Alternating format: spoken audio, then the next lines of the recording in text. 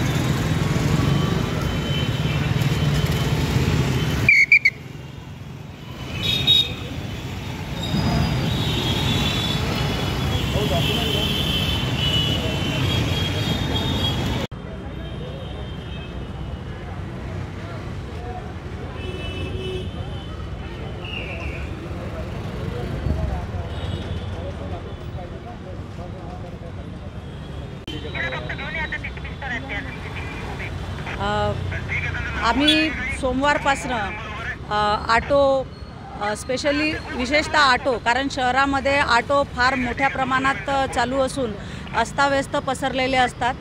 Auto हे शहरामध्ये कुठेही ऑटो स्टँड व्यतिरिक्त जिथे जागा भेटेल तिथे रोडवर वाहतुकीस अडथळा होईल अशा पद्धतीने उभे करतात. तसेच फ्रंट सीट ऑटो म्हणजे चालकाच्या बाजूला 2-2 प्रवासी पाय बाहेर काढून बसलेले असतात. त्यामुळे अपघात होण्याची शक्यता नाकारता येत नाही.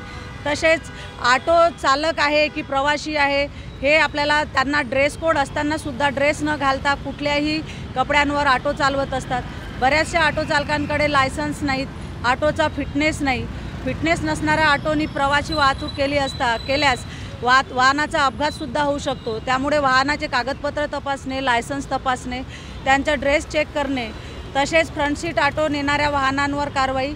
त्याचप्रमाणे शहरामध्ये आपण सोमवारपासून मोहीम चालू केली असता सोमवारला 29 तारखेला आपण एकूण 40 ऑटोंवर कारवाई केली. त्यापैकी 5 ऑटो डिटेन केले. त्यानंतर 30 तारखेला आपण एकूण 35 ऑटोवर कारवाई केली. त्यामध्ये 7 ऑटो डिटेन केले ज्यांच्याकडे काहीच नव्हतं.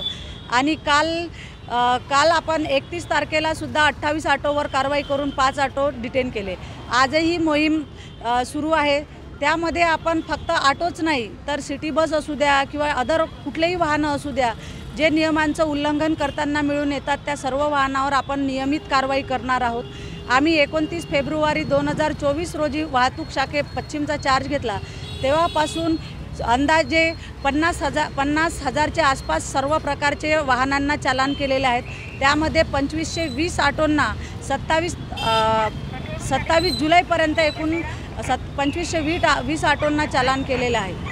असे आपण मोहीम नियमित सुरू राहणार आहेत आणि मोहीम सुरू राहणार. तसेच चौकांमध्ये जे वाहतूक अंमलदार लावण्यात येतात त्यांनासुद्धा आम्ही नियमित सूचना दिलेल्या आहे की जे नियमांचं मोटर वाहन कायद्याचं उल्लंघन करणार त्या सर्व वाहनावर कडक मोटर वाहन कायद्याअंतर्गत कारवाई करणार.